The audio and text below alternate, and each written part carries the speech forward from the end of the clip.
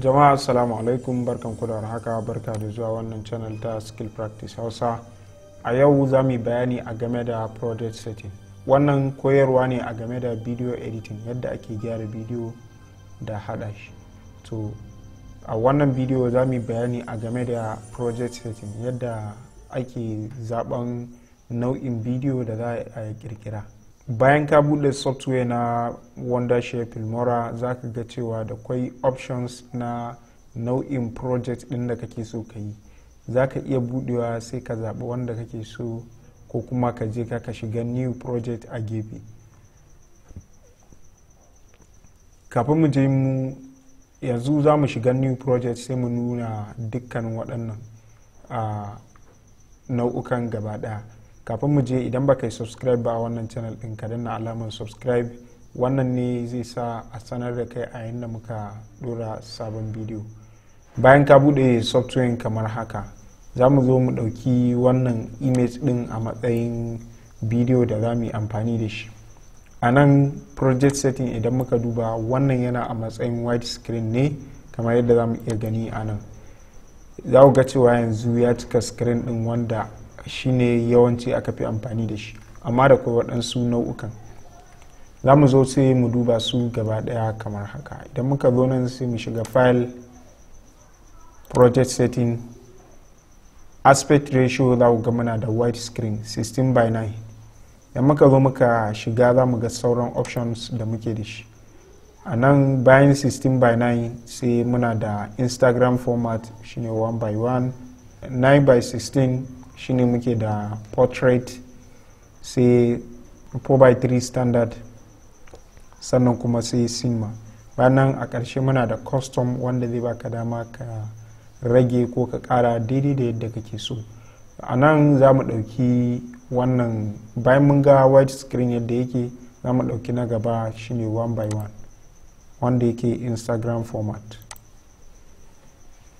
Bayan da muka ɗauki wannan 1:1 ɗin, a nan wurin za ku ga cewa gashi nan ya fito.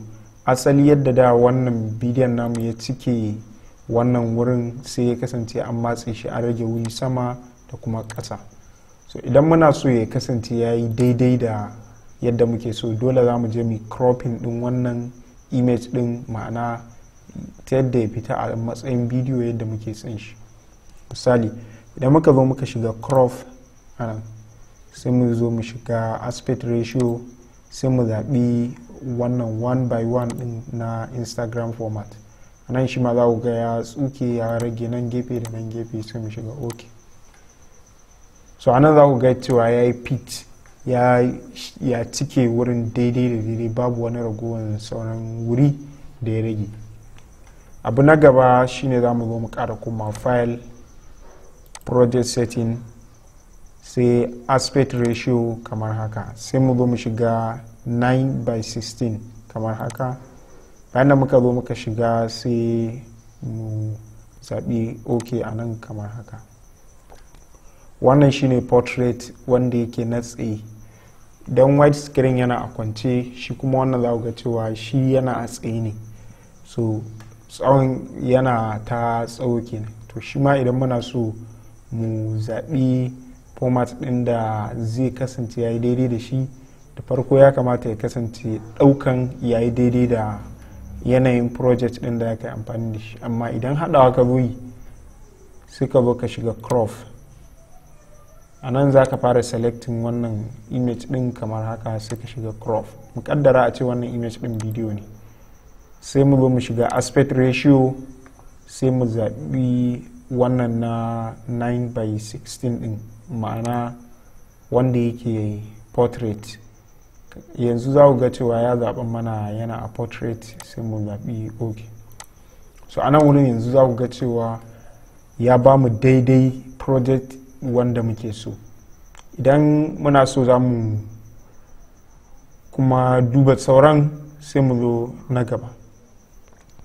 Za mu zo mu shiga file, project setting, sai mu shiga aspect ratio, sai mu shiga 4:3, ma'ana standard video.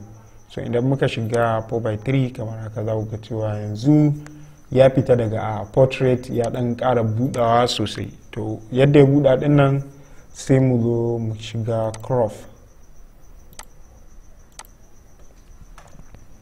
sai mu zo mu zaɓi 4:3 kamar haka.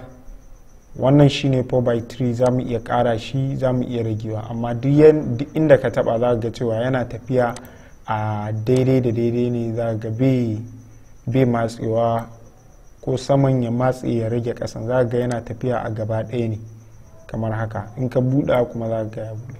So za mu ɗauke shi a haka, sai mu shiga ok. Za ku ga shi yanzu ya ba mu asalin daidai wanda muke so. So za mu je na gaba, sai mu shiga file, project setting, aspect ratio, sai mu ɗauki cinema. Bayan da muka ɗauki wannan sai mu zo mu shiga ok. So a yanzu za ku ga na cinema ya fi tsawo, za ku ga ya rage mana wuri da nan gefe da nan. Idan muka shiga crop nan kamar haka, za mu fara selecting crop, sai mu zo mu zaɓi wannan gaba ɗaya. So wannan yana a 4:3 standard, kuma sai kasance a nan wurin babu na cinema. So a nan za mu zo mu zaɓi custom, sai mu zo mu shiga haka, sannan sai mu buɗa shi ta nan shi ma gaba ɗaya. To sai mu shiga ok kamar haka. Bayan da muka shiga ok, za ku ga ya rage mana sauran wurare ta nan gefe da gefe. Sai mu ƙara shiga, sai mu rage shi kamar haka. Bayan da muka rage shi a nan sai mu shiga ok kamar haka. So wannan ne ya bamu cikakken wurin, ya cike shi, ya bamu daidai na wide screen na cinema. So idan muka shiga kuma custom, wannan custom shine zai bamu damar mu rubuta adadin value wanda muke so a nan, a width nashi da kuma height nashi. So wannan shine a takaice a game da custom. So a nan zai baka dama kai customizing daidai da yadda kake so. So idan ka yi kawai sai ka shiga ok, za ka iya locking din value din da ka sa, za kuma ka iya unlocking din shi. Idan kai locking din shi ma'ana ka kulle kenan, ba zai ragu ba, ba zai karu ba. Amma in ka bar shi a buɗe zai iya yiwuwa ka rage shi ko kuma ka ƙara. So a nan za mu zo sai mu shiga custom, sai mu zaɓi white screen kamar haka, sai mu shiga ok. Bayan da muka shiga white screen za mu iya zuwa sai mu shiga crop, sai mu ɗauke shi a nan haka. So wannan shine white screen namu. Shikenan a yanzu wannan su ne nau'uka na project setting da muke da shi a wondershare filmora. So sanin frame na bidiyo yana da matukar amfani, saboda ka san nau'i na bidiyon da za ka aiki da shi ta yadda ka samu result mai kyau wanda yake mai kayatarwa bayan ka gama duk aikin da kake. Wannan koyarwa kenan a game da project setting. Bayan nan za ku iya duba playlist na wannan na wondershare filmora, da kwai bidiyoyi sosai da muka yi a can baya wanda za ku iya zuwa ku duba idan ya kasance wannan ne na farko da kuka gani.